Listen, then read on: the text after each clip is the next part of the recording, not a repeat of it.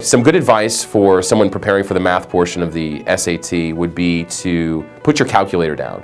A lot of the time, students, for whatever reason, rely on their calculators a lot of the time, and it makes sense that you would, but typically what happens is a student, when they approach a problem, or when he or she approaches a problem, when you start punching things in your calculator, you really shut down your brain, and you're not actually thinking about much, you're just working the figures within, pressing the keys and working the numbers in your calculator. But when you put the calculator down, you actually open up your brain to a lot of other processes where you can typically evaluate questions and answer questions within seconds instead of minutes. Something else that you can do to help prepare for the math portion of the test would be to use actual College Board material from the makers of the test.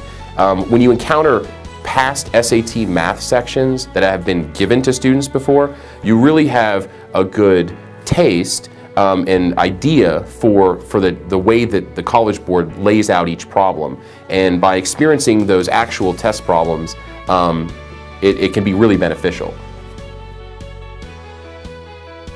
A good approach or a technique for the math section would be to plug in your own numbers into a problem. Now you can't do this all the time because a lot of math problems don't involve variables like x's and y's, but for problems that are algebraic, that involve variables like x, y, a, b, c, it's really a good idea to use your own values to kind of remove the variables from the problem and replace them with actual numbers.